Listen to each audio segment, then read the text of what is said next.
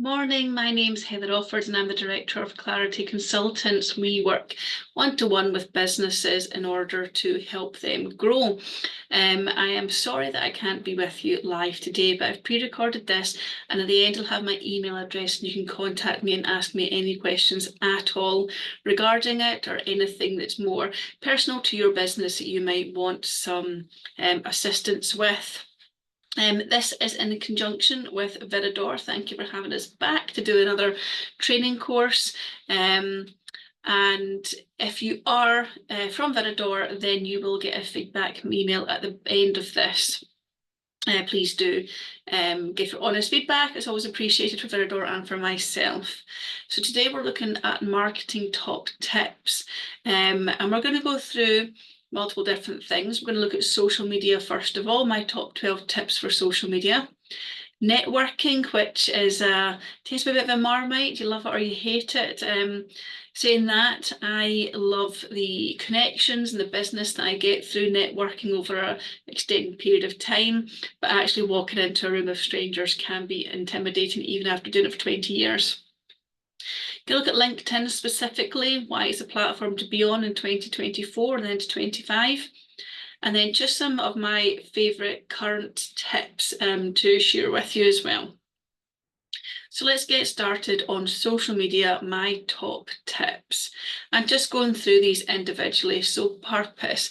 So I think a massive thing on social media is to know your purpose for being there.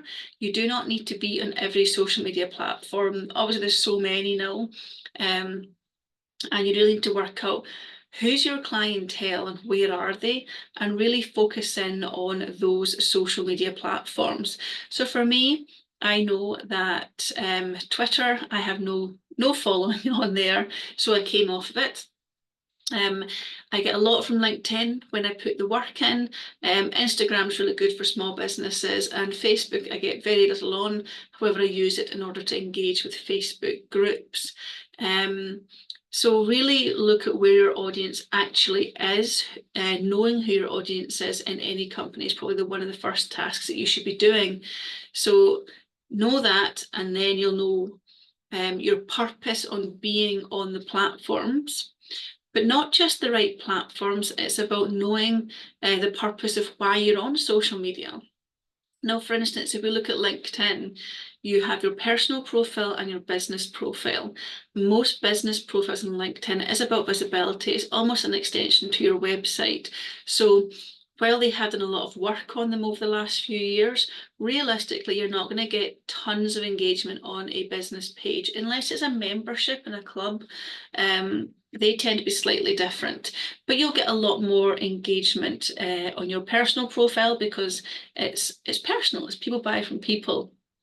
So know your purpose and what you're looking to get from it. And that kind of leads into analytics, which comes further. But why are you on there? Are you there directly to get business? Therefore, you want to have KPIs that you can measure. Are you there just for visibility? Are you there to actually sell? Are you there for lots of engagement? So know what your purpose is before you get started. Why are you on the platform and what you're hoping to get from it? The next one is adapt to your followers. So a lot of people who don't have a social media strategy will just post out what they think is right. However, your business is not about you, it is about your customers. So whatever you're putting out there, it needs to be relevant to your customers. And while you do have social media pillars of content to give you the right different types of content needed to grow and sustain your following, you do need to adapt your content based on what your followers are engaging with or what they're liking, what they're responding to. And that will come back to your purpose as well. And again, looking at analytics. So adapt to your followers. And even if you love doing a behind the scenes post every week, if nobody's engaging with it and it's getting you no visibility, there's absolutely no point in doing it. So look and see what your followers actually want and make sure that you're creating content for them. Engagement over followers. So again, it's coming back to your purpose. What are you there for? Your number of followers generally shouldn't really matter if they're engaged You have 1 million followers and nobody engages with you and nobody really looks at your posts, and that's utterly pointless, really. Whereas if you have people actually engaging on your post, speaking to you, getting inquiries from it, that is absolutely what you're looking for. You can have 100 followers that buy from you or 1 million followers that don't buy from you. So what is your purpose? And make sure that you're measuring correctly. I work with a couple of charities and they get no engagement because of the nature of what they do. So for them, it's about visibility. So actually, for them, followers is slightly more important, but not necessarily the numbers, but where those followers are and who those followers are. So is it, for instance, on their LinkedIn, they're getting companies following them because they want to support them financially. Whereas I tend to find on Facebook and Instagram, it's more people that need their services that are following them. So yeah, just think about what is the purpose in your page and what is it you want to measure. I've said engagement over followers, but it could be the type of people over followers, such as the charities. So really think about what is you're looking to get back and make sure you measure properly. And we'll slide across here to analytics rather than go back up to the top, because this falls in nicely to these three here. So in your analytics, you are looking at each platform to see what is working, who your followers are, what people are engaging in, what posts are just falling flat. You're looking to see, is it your current followers or is it people that don't follow you that are seeing your posts? And then that you can adapt all your content around that. Next up is emojis. So emojis is something that we're seeing an awful lot more of using AI as well. It's something that people have sometimes on platforms like LinkedIn and Twitter have stayed away from. They think it's not professional. However, emojis are not just your little, not just the wee poem emoji or your little smiley laughing faces. It also includes dots, arrows, you've got flags, you've got all sorts of stuff in there. Emojis are fine to use in a conservative way. It helps to break up copy, it helps to make it more engaging to read, it helps to highlight certain areas. So don't be scared of using emojis, have a look through, there are hundreds there. I often use little blue or yellow dots rather than bullet points, just because they're a bit more colourful, a bit more engaging, and they work on all platforms where bullet points sometimes don't. The right platforms, this comes back to your purpose. Are you on the right platforms? We've covered that one. If you have no idea, you can start on the main ones that you want to do and see how it goes. What I'd say is you have to enjoy doing this to an extent as well. I know social media is not everyone's cup of tea, but if it's a platform you absolutely hate, then I would say avoid it, unless that is where all your audience is.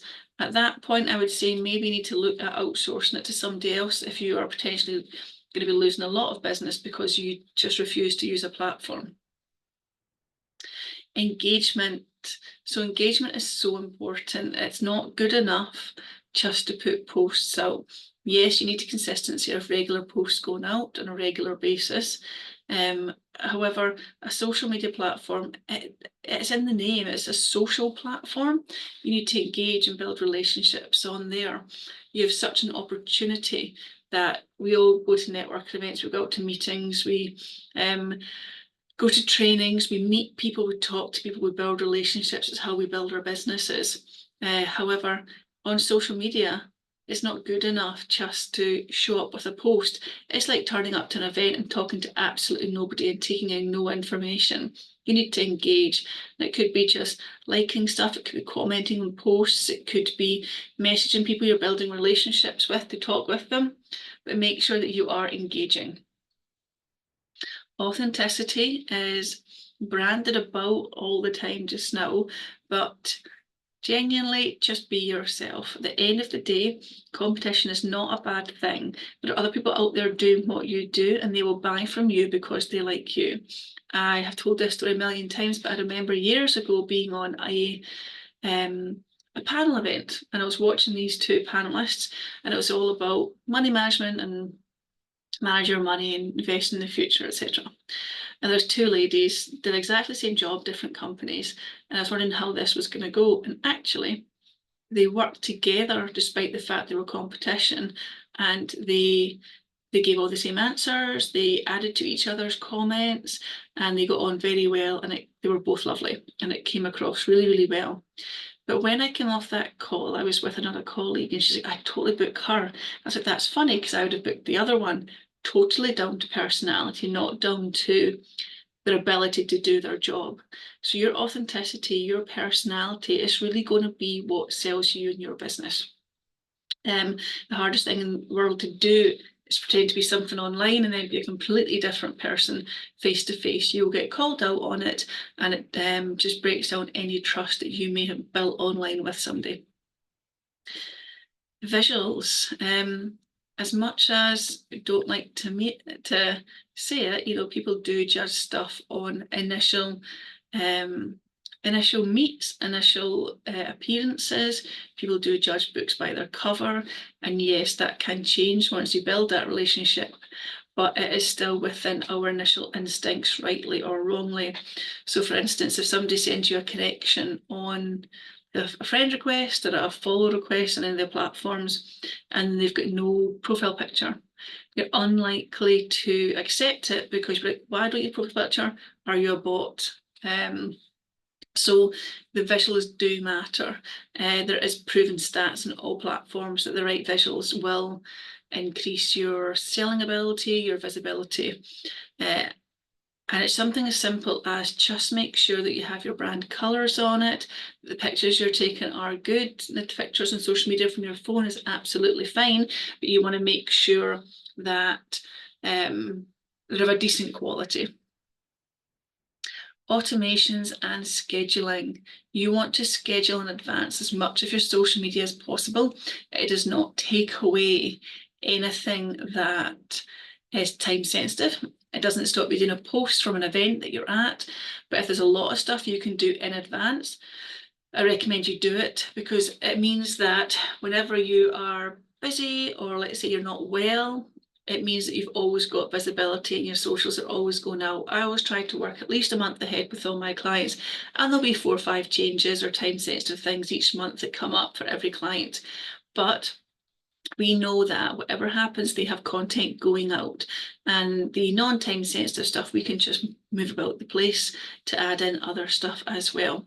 And automations, if you know that you're really bad at, say, answering your Instagram messages, then you could put an automated response on to say that, please email me or get me on LinkedIn or vice versa, so that you're not missing stuff and people know where they can find you. Consistency is key in everything you do in marketing. Showing up once or twice is never enough. You need to show up consistently. If you don't show up on social, people just assume that potentially the business is closed or that you're not that interested. So show up consistently. And it doesn't matter if you've not been shown up and you go, okay, I'm going to turn up once a month. It's not enough, to be honest, but if it's once a week, twice a week, whatever you do, commit to that. And then as you get used to building content, add maybe a second or a third post a week. But make sure that whatever you're committing to, it is consistent, because the algorithm on all platforms like that. And finally, be social. This is a social media platform. All social media, be it LinkedIn, Twitter, TikTok, anything, they're all social media platforms. They're all built for people to meet people. So please use it socially. It's no longer grey suits. And that takes us on to my personal favourite platform, LinkedIn. It is no longer stale and boring. LinkedIn has had a lot of work over the last, say, 4 or 5 years. We have business pages which get a lot more visibility, if not engagement. We've got events on there, newsletters, there's loads going on. and it is more social than it used to be, where it was all grey suits. So my main points for LinkedIn is it is no longer stale and boring. You do not have to turn up in a suit and tie in your pictures, only talk about business and nothing else, no deviations. It's just not how it works. It's very simple to use, that if you go to edit something, there'll be a wee asterisk everywhere that you need to update stuff because it has a relevant purpose. Now, some of these things, when you go in, you may not have actually filled them in originally because they weren't essential bits of information. Say you've had a platform or profile that you've not used in ages, so just fill them in because they have good purposes. It works in a point system, so for instance, if somebody likes your post, you get a point. If they comment on your post, it's 2 points. And if you comment back, it's another 2 points. If they share a post, that's 3 points. So really, the more points you have, the more visibility you have. So you're trying to build points. So say, for instance, you ask a question, what's your call to action at the end of your post to encourage engagement on it? And every time somebody engages, if you answer back or ask them another question, they're likely to answer you back, and you keep building those points. Now, it has a limit as to how much you can do, but it is quite simple. The more visibility, the more engagement, the more points you get. It's probably the most targeted social media platform. So say, for instance, you want to go really niche and you want to find accountants in Glasgow with the name John. You can put that search into your search bar, and you can completely come down with the only accountants in Glasgow called John. It's really, really detailed.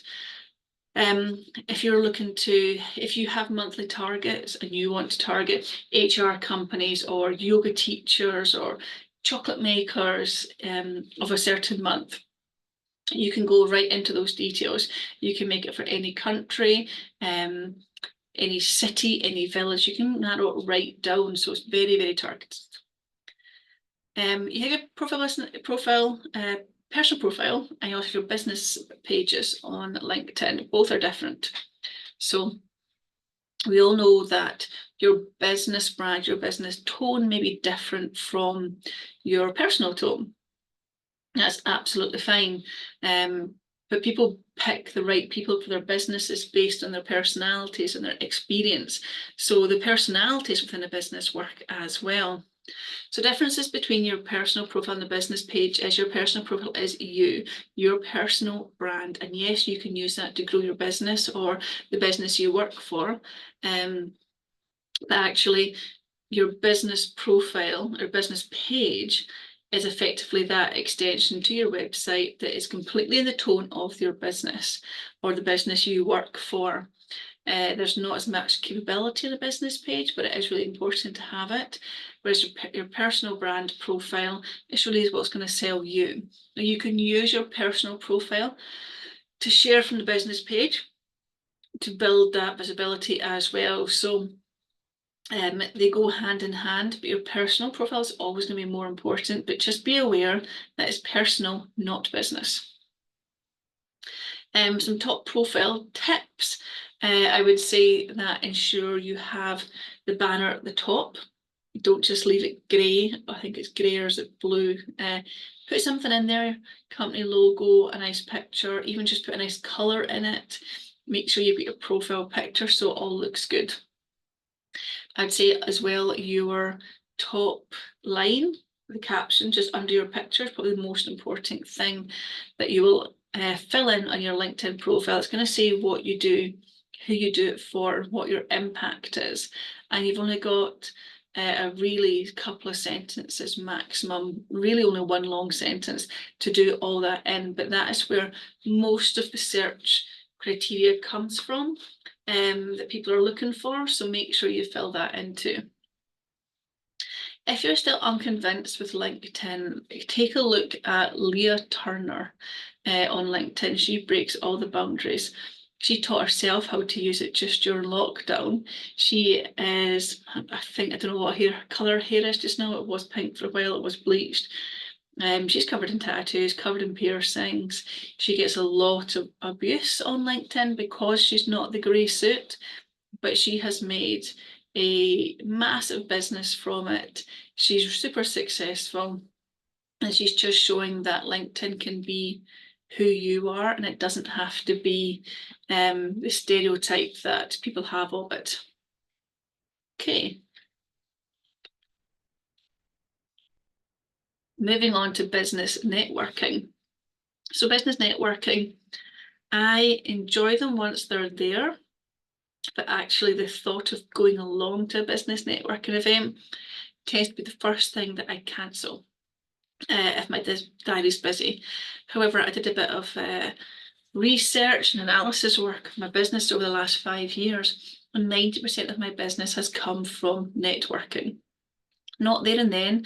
Most of the clients I work with one-to-one, I've known for 6 months, a year, 2 years, sometimes 3 years, and I've met them through a network or a recommendation through networking.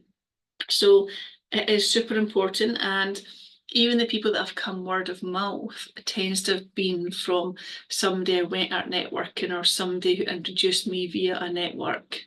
So they're really important. And the reasons being is that people buy from people, and I always keep hammering this one home, that people do buy from people. And yes, even if you got a word of mouth recommendation from somebody, you're still going to go and look at their website, their social media, wherever they are online. You're still going to look at it. So you might be a little nudge up from the others they don't know. But if they know you as a person, if they've met you, if they have spoken to you, if you created a good impression with them, then it's very, very likely you will get the booking. Collaboration opportunities. So it's not always about going in and selling. There might be people you come across and go, I love to work with you, I'd love to do a project with you, I can see how our companies can align and do stuff together. You just open yourself up to so many new people and opportunities that you would just not know about. And sometimes it's things you've not even considered. And having that chat and meeting these new people allow you to potentially grow your business in avenues that you didn't even know was possible. And that's where this one down here, new trends within industries, come in as well, because there might be an industry you've never considered working with. But if you meet somebody and they're telling you about something that's up and coming within their industry, or something new that's in their industry, or actually maybe there's new policies and regulations that allow them to work with other people, or maybe they're trying something a bit different that suddenly you fit within that market. If you don't go to these things, you're not looking for or aware of these particular industries. These are good places to meet those kind of wild cards that you wouldn't have considered, and it falls into that collaborations opportunities. It's opening up opportunities that you just probably wouldn't come across, because even if you are big on social media, you are attracting and seeing the people and businesses that you are targeting and that you're engaging with. So if you're not even looking outside the box, you're not going to be shown it on social media. Whereas if you walk into a room, all these new connections that you're going to build could open up so many different avenues and really make or break some companies as well. You've got brand awareness. So like I said, when I walk into a room, I generally do not sell there and then. I make people aware of the brand, of what I do, of who I am. I ask them questions, I find out about them, I find out what anything I can do to help them, introductions, etc. Because I want them to remember me. I want them to remember my personal brand, my business brand. I don't want to sell to them. And there's currently a stat out just now that was done last year, and it's 7 hours. So 7 hours of face-to-face interaction is what is needed to almost guarantee a sale. Now, that doesn't need to be sitting face to face having a coffee with somebody. It could be they watch you on a program, on a live. For instance, if we spend 45 minutes today, that's 45 minutes within that 7 hours of contact, of seeing people, speaking to people, engaging with people, listening, watching, reading. That's this 45 minutes out of that time, but 7 hours it takes to really connect with people, build confidence, and get them to buy from you at the end of the day. And this kind of the build confidence part as well. To be able to walk into a room and speak to a bunch of strangers takes confidence, and it's not easy. And while it gets easier after you've done a few, because you know everyone's in the same situation, and you know, despite the fact you might still have that slight sick feeling about doing it, you do know that people will talk to you. It is one event. You will make some new connections. So it starts building your confidence. It starts building your ability to speak to people as well, and therefore sell your business, service, etc. You see different perspectives, so different perspectives on things as well. You know, I work at home a lot. You can see my little mini office. I work at home a lot, so sometimes if I didn't make an effort to engage with other people, then it's only my opinion in my head. There's no different perspectives on things. So going to speak to people, being part of discussions, allows you to see things from other point of view. It might not be that it changes your point of view, but it might be really important if you want to engage with certain cultures or certain industries and markets. Knowing their perspective on something is really important. The final one I have in here is connect with leaders and inspiration. Sometimes you'll just meet somebody at these events and you go, you're amazing. Like what you say is full of nuggets. I was at a talk last week with Daniel Priestley. I don't know if anyone's read his book or done any of his courses, etc. But I was sat and I was like a half an hour at a sort of business festival I was at, and everything he was saying was nuggets of information. And since then, I've come back with millions of ideas of stuff I want to do. I wrote on 2 pages of notes, and it's really inspired me, to go and probably buy his courses and book and stuff like that, to use one of his services he was talking about. But it really helped me to decide exactly what I was going to do with certain ideas I had.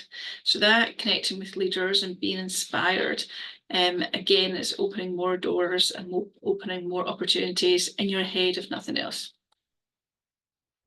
So if that has persuaded you, you need to get yourself out to some networking events. Here's just some quick top tips for you.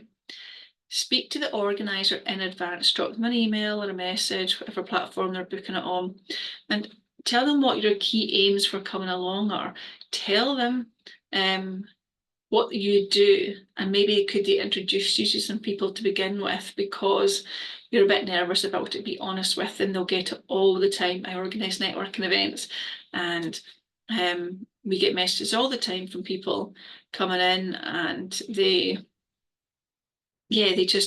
really, really nervous. So we always make sure somebody comes in, they don't know somebody, we will introduce them to somebody to talk to, generally somebody we know that's dead chatty and used to networking. We will always keep an eye in the room and make sure that nobody's standing alone.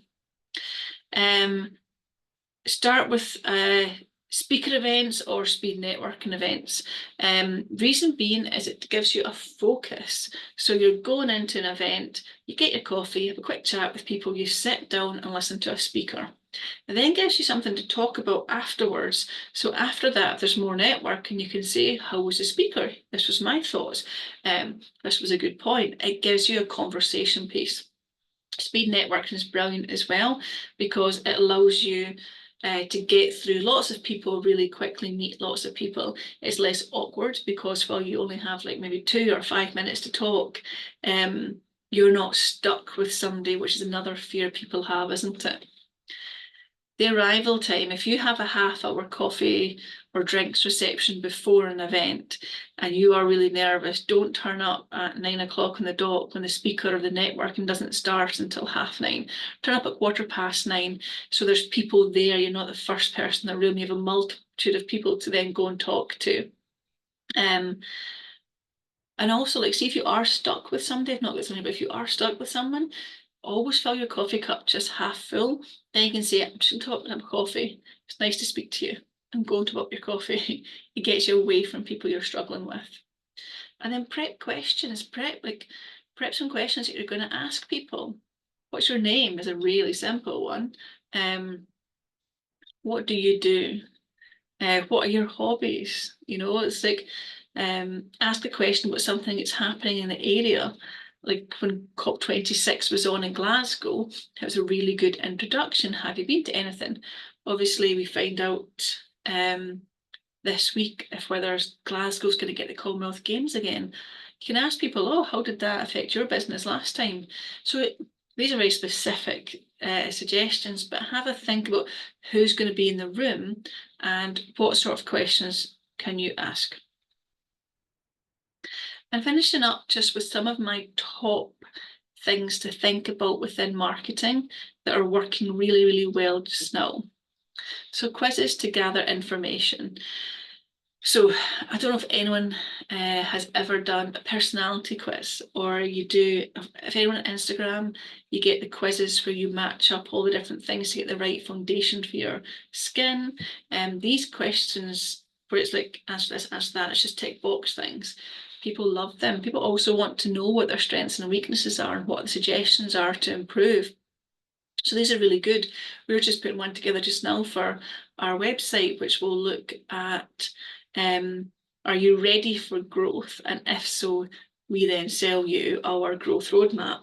But it asks questions about your motivation, about your personality, about what you do with a marketing plan. It just goes to different questions, and it's like 12 questions, tick box, dead quick. And people like it because they're nosy for information and it's a freebie. But it also gives them that nudge that we need them to get in order to buy. It's a company called Score App. Have a look at that. You can do a free one just to test it out.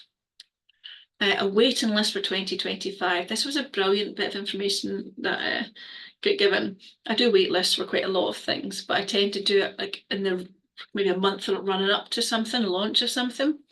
Whereas I was told this week, actually, that if you're launching something in 2025, then put the wait list up now for it, because you will have so much time to build excitement, build a database, build interested buyers well out.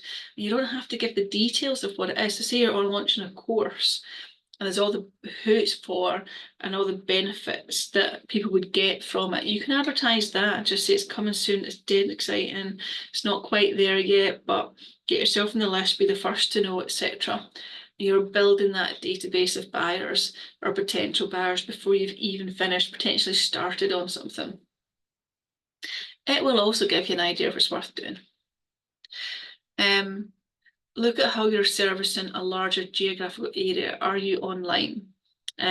So for instance, I do this online, but most of my core service is face-to-face growth roadmaps with clients. It does mean I max out of a month because there's only so many one-to-one face-to-face that I can do. And particularly, it really reduces down the geographical area of where I can work, because it's no point me travelling to England or up to the Highlands to do a 1 day. I would then have to charge for 2 days or 3 days for travelling and accommodation, and it becomes outpriced within the market of what I'm offering. So what can you do? How can you adapt what you do to give yourself an online service as well? What can you do that can open up your geographical reach, even if it's just PDF downloads or things people can buy on your website? And then the most interesting one that I've heard recently is don't overthink the market. So, well, I've just spent last, 40 minutes telling you ideas and suggestions about improving your marketing. Don't overthink too much about, will this post, will this PDF, will this learning fit into the market? Think about the journey. Think about the person going through that journey. It always has to come back to them. It always has to come back to the customer. So you might do something that the market trends tell you is the thing to do, but actually think about your customer. How are they finding stuff? What is their journey to finding you, to buying, to delivering, to feedback? It's all about that customer journey. Go back to what your customer wants. Go back to what they're looking for, where they are. Are they on social media? Are they reading newspapers still? Are they at events? Where are they? What are they doing? And what sort of journey do they enjoy or complete? Because that's what you want them to do with you. So do your research, do your SWOT analysis, do the competitor analysis, but go back to what your customer wants at all times. And if you're ever stuck, you're ever unsure about your next step, or you're deliberating over a question, ask what your customer would want, and that should help you. So thank you so much for sitting and listening. I am sorry again, I'm not there in person in order to be able to take all your questions or help you with specific questions for your industries, but my email address is here. And I'm hoping Viridor will send it out to you as well with a feedback email, but please do get in touch and ask me anything. If you can go onto my website as well, clarityconsultants.limited, and there's some free downloads in the shop in there if they're useful to you. There's lots of information and blogs and stuff too. So thank you so much for watching this. Sorry I couldn't be there live, but I am here to answer any further questions you've got in email, and I can even hopefully arrange a wee one-to-one Zoom with people if that's going to be helpful as well. And I hope you have a really good day for the rest of the day.